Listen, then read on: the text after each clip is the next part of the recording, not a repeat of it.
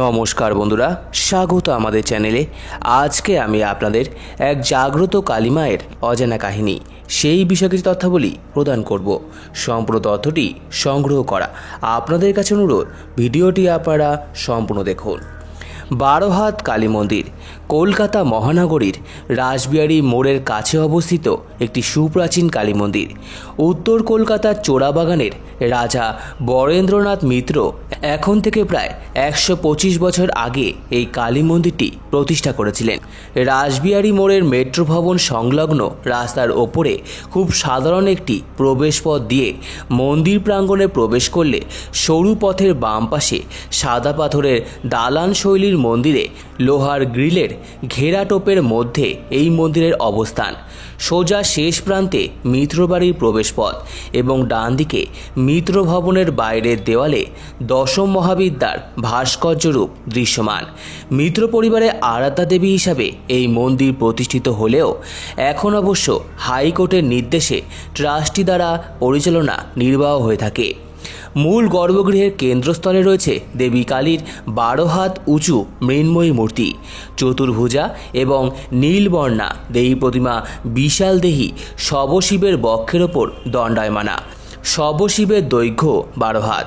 আগে প্রতি বছর এখানকার প্রতিমা বিসর্জন দেওয়া হতো, কিন্তু আনুমানিক 60 বছর আগে একবার বিসর্জনের জন্য প্রতিমার বার করার সময় মন্দিরের সম্মুখভাগ কাটতে হয়েছিল বলে সেই থেকে আর প্রতিমা বিসর্জন দেওয়া হয় না।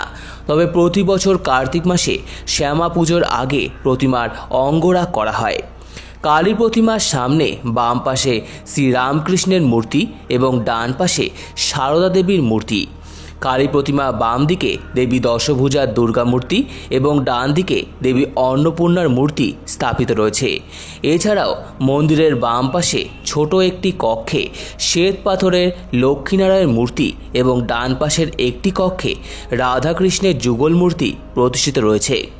মন্দিরের বাইরে শান বাঁধানো মঞ্চে বেলগাছের গোড়ায় রয়েছে পাথরের 5টি শিবলিঙ্গ এবং নন্দী মূর্তি। এর সামনেই শ্বেত পাথরে বাঁধানো তুলসী মঞ্চ। প্রতিদিন সকাল 8:30 থেকে বেলা 11টা পর্যন্ত এবং বিকেলে 6:30 থেকে রাত্রির 8:30 পর্যন্ত মন্দির খোলা থাকে।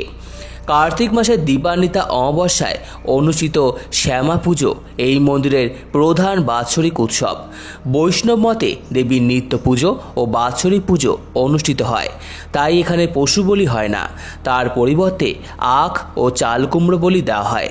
কালী পুজো ছাড়াও এখানে অন্নপূর্ণা পুজো, দুর্গা পুজো, জন্মাষ্টমী ইত্যাদি বিশেষ পুজো অনুষ্ঠিত হয়ে থাকে। রাসবিহারী মোড়ে মেট্রো ভবনের পাশেই রাস্তার ওপরে এই মন্দিরের অবস্থান।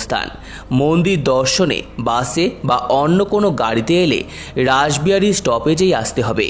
4 রাস্তার মোড় থেকে চেতলা ব্রিজের দিকে একটু এগোলেই হাতের বাম পাশেই 12 হাত কালী মন্দির অবস্থিত।